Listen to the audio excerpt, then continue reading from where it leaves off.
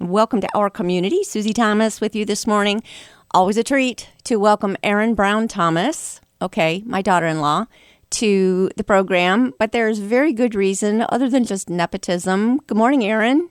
Hi, so nice to be here. Well, it's always fun to talk with you, and we're talking about something pretty special. The Salute Your Shorts Film Festival coming up. Yes? Yes. Salute Your Shorts. Okay, that means that these are all shorts. And what is a film short?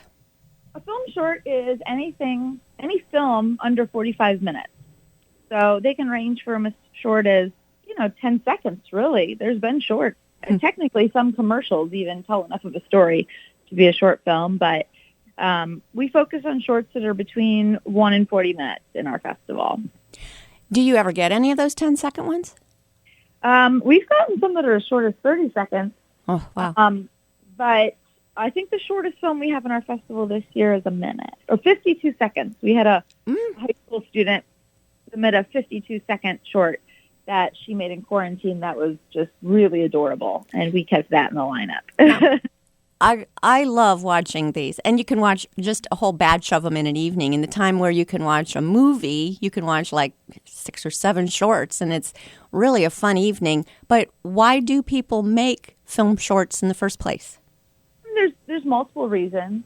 For established directors who already have made features and have worked in television, a short is sometimes just a story they want to tell. They realize the best medium, the best way to tell this story is through a short because that's the best way for it to be contained. The same way someone might write a short story, even if they're a major novelist.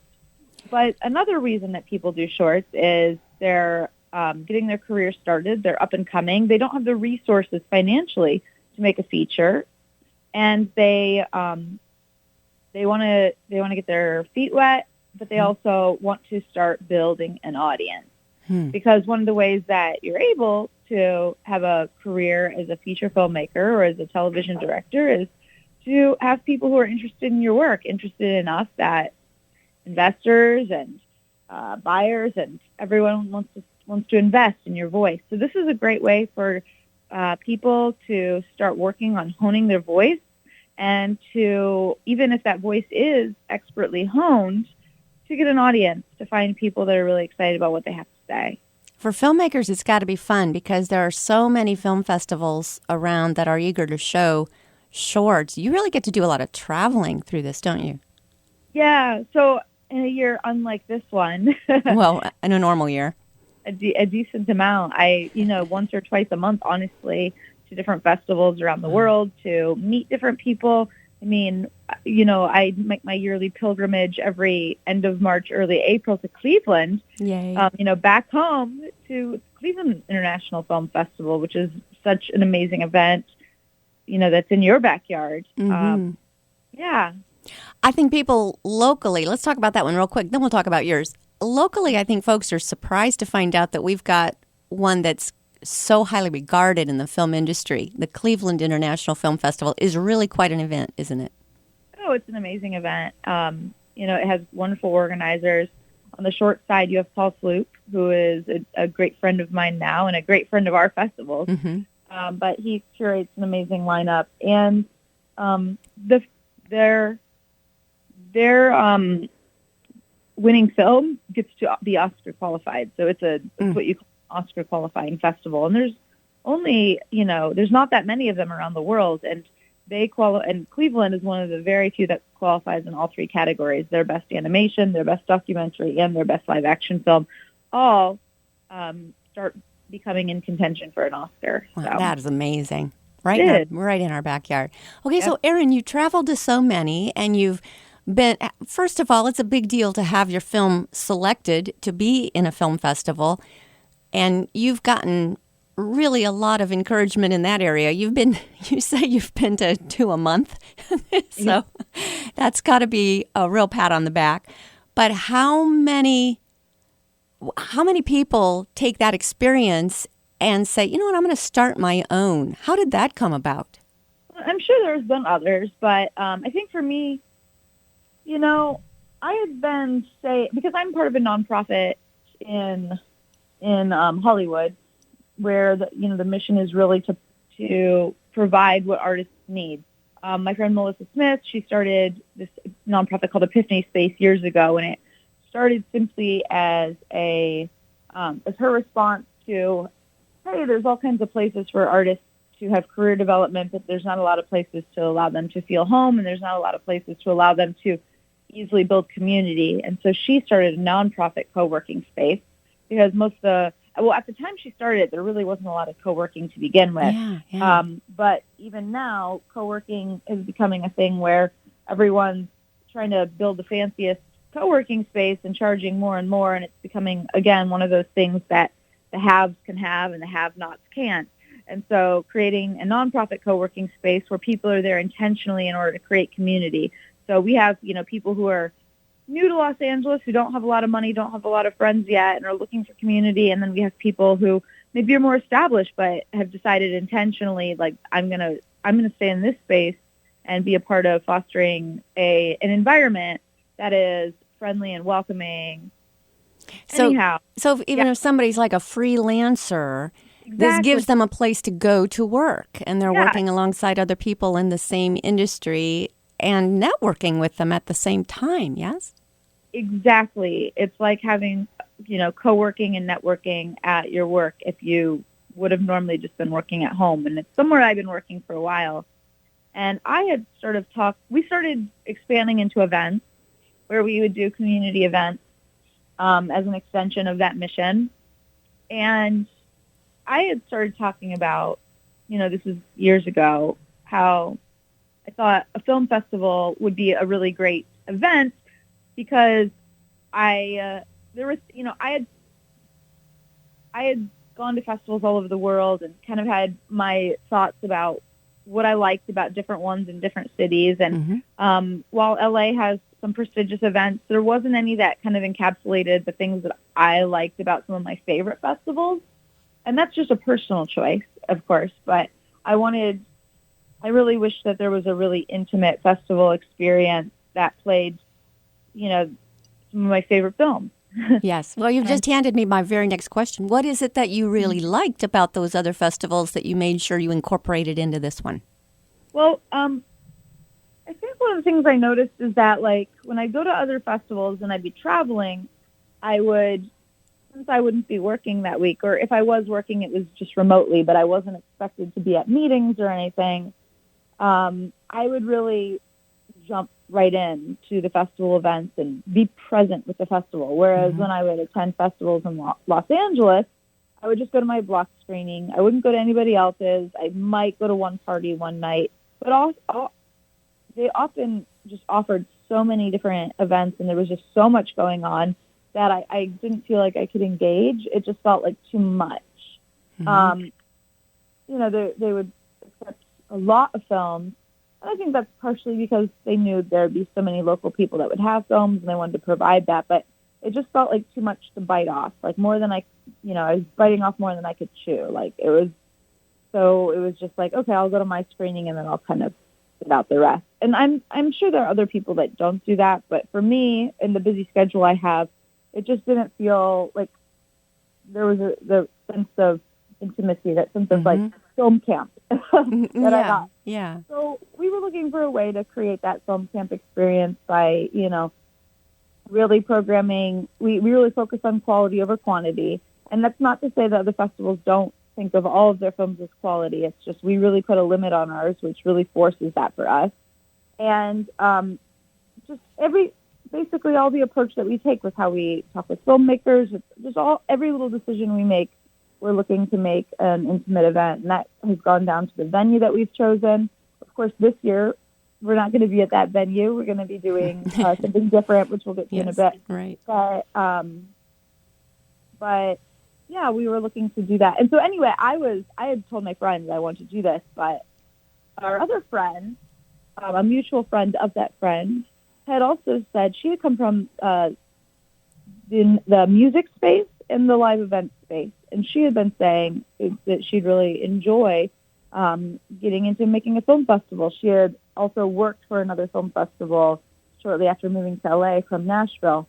And so this other friend played matchmaker. The friends at the at Epiphany Space. She said, "You guys should talk because you're basically talking about, two different parts of the same coin." Yeah.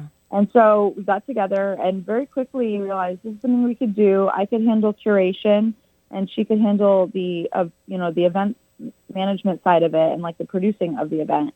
And so, we of course heavily communicate with each other, and she gives input on the lineup, and I do give input on the event. But those are our respected responsibilities, and we make a great team. Absolutely. That's how Split Your Shorts was born. It's already gotten such a great reputation. How old is it? How many years? It's 4 years old now. 4 years old, and already you're getting films from all over the world. How did you do that? How do you connect with filmmakers, particularly 4 years ago, that first one, to have so many quality films sent to you in at that time, unknown film festival?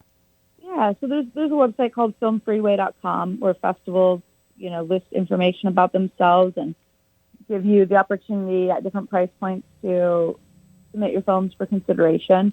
So we just, the first year it was really about writing what we wanted to do with the festival, how we saw things differently, and we kept our prices really low the first year simply because we knew that with people having not heard of us before, they would be less likely to submit at a higher price point. So that for the first year we did that really to gain a reputation, and then we start getting reviews over the years, and we've had a lot of positive reviews from filmmakers who have said, that we take care of them, we take care of their film, that we put their film next to other really great films, that the people that they meet through the festival are all quality filmmakers because we're playing all quality films. Mm-hmm. And then as well, so that's on the filmmaker side, but then there's the audience side of people spreading the word that they had a great time coming to the festival. I mean, we have had people that came to the first block of the day and then decided to stay the whole weekend and watch all the films because they liked the first block so much. Yeah. So, how many films will you be showing this year? This year we're showing more than normal, and that's because we added a category this year. I think we're showing just over 80 films this year. We usually show about 70, but we added a category for films made during COVID. It was called the Quarantine Creativity Challenge. And so there's, a handful of films that people made, at home with the resources they had. And when we were judging those films, the criteria we used to judge those films were more about the ideas than how, nice of a camera they used or how perfect their sound was. So we really wanted to encourage people to use the time to explore their voice, and that's how we did it. I have to say, one of my all-time favorites from everything I've gotten to see so far is one of those. I think really? They were amazingly creative in their storytelling, and what a cool category to add. Yeah. Very, very, very cool. Did you have a lot of folks jump on that and take advantage of that?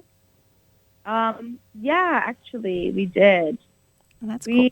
We had a lot. I mean, I think we had a couple hundred submissions category. So in this 80, how many films do you have to screen before you come down to 80? We had close to 900. Oh, my gosh. Erin, wow. It's a lot. Wow. Okay, and then let's explain, how do you use folks to help you take those down to 80? Sure. Yeah, so we have our pre-screeners, which you were Thank you. That was so fun. So the pre-screeners, we had, Becky can correct me, but I think we had about 40 people who were willing to watch however many films they were willing to watch.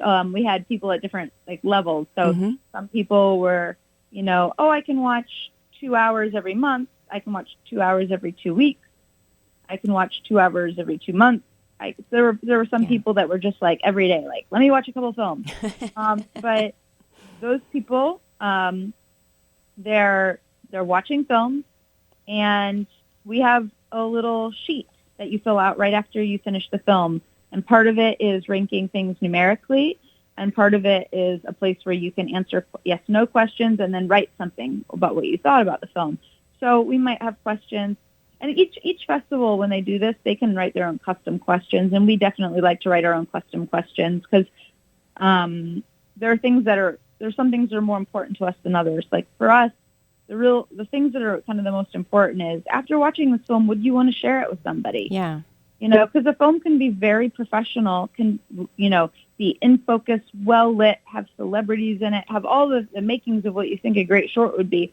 But if it wouldn't make you want to pick up the phone, call someone, or share it on your Facebook timeline, or say someone, let's watch this again, I want to show it to you, then it's probably not worth us putting all this effort into to show it. Yeah. The other question I loved was, will you still be thinking about this a month later or, down the road? That was a great question. We need to take a break. We're speaking with Erin Brown Thomas, talking about the Salute Your Shorts Film Festival and how you can see it. We'll be back after these words. You're listening to Our Community. Welcome back to Our Community. Susie Thomas visiting with film producer and director and also film festival co-founder Erin Brown Thomas. I know you have quite a resume there, young lady. So we were talking about the fact that this venue is going to be a little bit different. I love that you're doing a drive-in. That's so fun for the local folks. What will that be like? Well, we partnered with a company called Street Food Cinema, and they've been doing. I don't know if anyone on this call knows. Or if it's a radio, because not everyone's on the phone call. If anyone has heard of the Grove or the Americana, but the Grove and the Americana are partnering with this company as well. Those are some major shopping complexes in LA, and they're showing movies on their rooftops throughout the summer. So it's the same company. We have a 50-foot screen, and we're doing ours though on Brandeis Barton campus in Simi Valley, which is just north of the city, about 20 minutes north of the city. And so we have a really nice parking lot that will fit about 180 cars in it. And we'll have a 50-foot screen, and it's just going to be a pop-up drive-in. Lots of fun. So fun. But, those of us in Canton, Ohio, and Stark or Tuscarawas County, we're not going to make it out to L.A. for that. So how can we see the Salute Your Shorts Film Festival?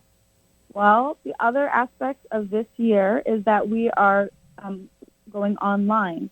So some of the films, like we said, are in the drive-in. We have one block of films that are playing opening night in our drive-in.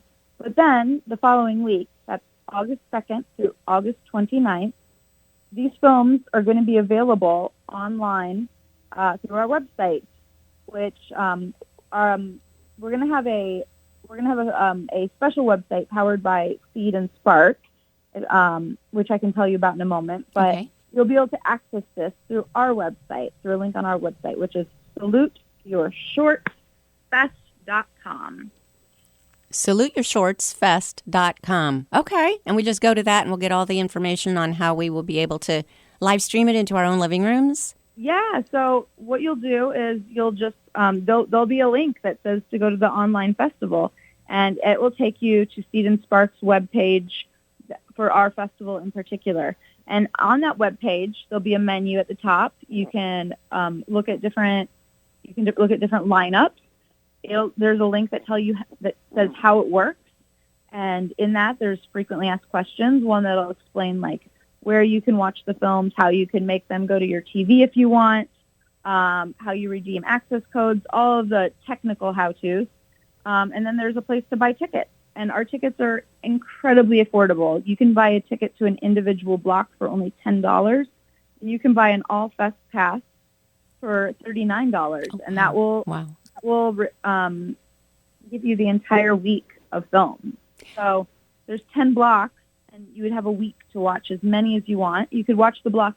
You could watch the blocks as is, or you could go inside each block and read about different films and say, I want to see this one, or I want to see that one. Mm-hmm.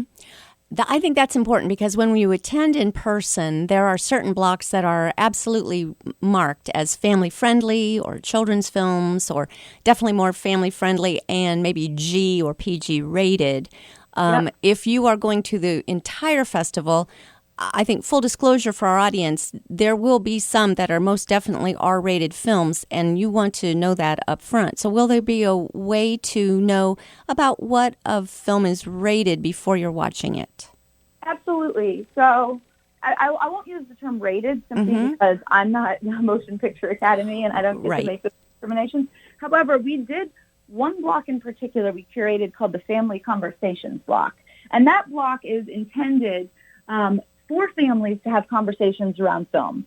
So it doesn't mean that all the films are G-rated in it, again, because I can't legally say that. But what it does mean is we thought that these were films that families would like to watch together. So there might be a film or two in there that are for young kids, but then there's films as well that will that should not be offensive to anybody, and allow you to have conversations that might be important. Some of them might be easy, some of them might be a little bit harder, but they're all really good things for families to talk about. Which was another one of my favorite questions on your rating sheet or ranking sheet that we got to fill out was, would this film start a conversation? I thought, what an interesting question. That was so good, because isn't that something, I mean, telling a story, you know you've seen a good movie when you're still thinking about it the next day, and if you're still talking about it. And I'll tell you, Erin, there are a couple of those that I have told everybody about. I hope that's okay. Maybe it's not. Very happy. Okay. Well, they... just because they just were something that you can't get out of your head. It was so moving or emotional or beautiful, or, there were some really good movies in there. All right, tell me about Seed and Spark. Sure. So Seed and Spark, they started in 2000, I believe it's 12, as a way to support independent filmmakers by essentially being the Kickstarter or Indiegogo that is specifically for independent film.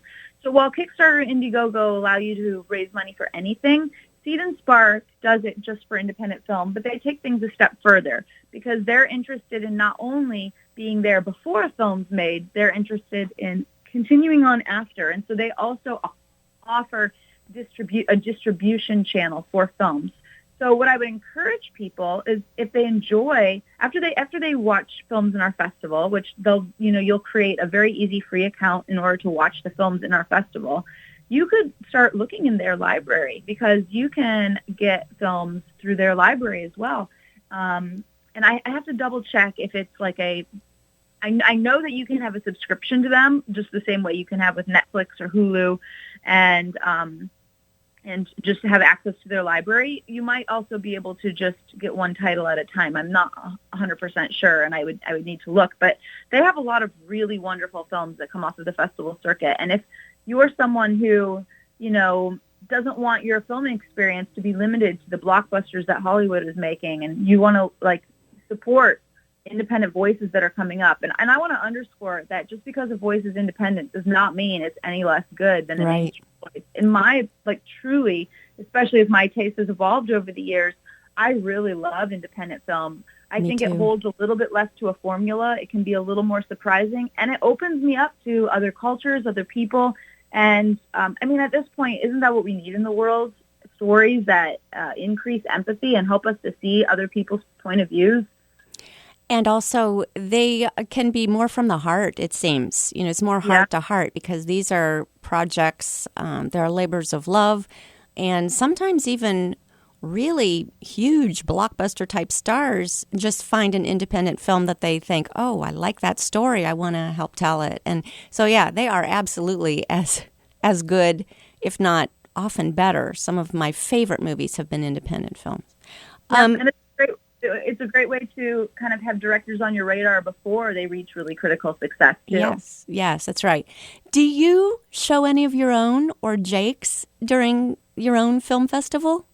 I'm not showing any of my own films during the festival. I'm exclusively going to be showing other people's films. Okay. There's got to be you got to want to, though, don't you? My films are doing well in other festivals this year, finding their own ways of shining. But I'm just excited to be able to give a platform to some of these other films that I've really fallen in love with this year. Yes. When we talk about a block, that might be an unfamiliar term to some people. So if you decide to watch the family conversation block, about how many films are in that block? Well, let me look at it. Okay. I can put that block right up. In general, our blocks this year, our online blocks are about 90 minutes. In the past, usually our in-person blocks are more between 70 and 80, but we extended a little bit longer for the online blocks because this year, a lot of our favorite films that came in were longer. Were, between 20 and 30 minutes. Mm-hmm. We even had one that was 39 that we included. It was an incredible film. Okay, so I'm looking right now. 1, 2, 3, 4, 5.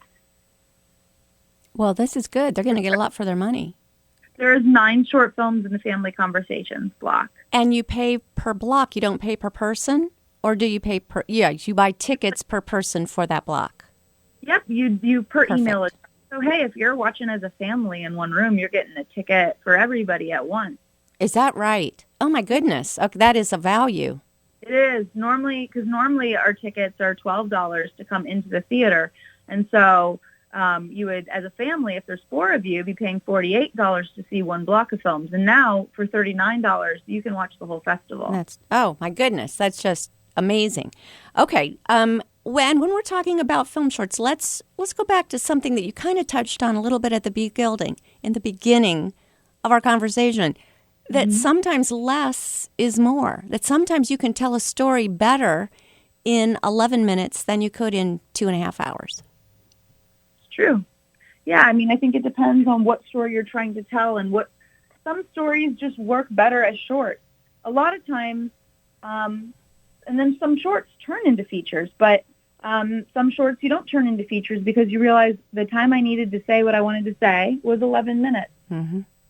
Yeah. Well, I love also that this is why some of the filmmakers do shorts, because just as you just said, some shorts turn into features. This is almost like a whet your appetite appetizer for, maybe the right people will see this and say, let's make a feature film out of this. Does that ever happen? Absolutely. And we've played films in our festival in past years that have gone on to become features. 2 years ago, we played a film called Krista, and the director, Danny Madden, took that film and expanded it into a feature called Beast that premiered at Sundance this year. Wow. And you got it started. How about that? All right. Erin, give us this website one more time so everyone will know where to go to be able to attend. Sure. SaluteYourShortsFest.com. SaluteYourShortsFest.com. Erin Brown Thomas from the Salute Your Shorts Festival. Thanks for bringing this to our community today. Yeah, well, I hope you guys tune in August 21st through 29th. And then select films will screen in an awards block the week after. But truly, we have so many good films. We are deep with great films. Don't wait until just the awards block. Trust me, there are some amazing films that you're going to want to see. And you're going to want the full week so that you can watch as many as possible. Say that date one more time. August 22nd through 29th. August 22nd through 29th is when we can tune in and see these. Yes. Awesome. Erin, thank you so much. Yep. Have a wonderful day. You too.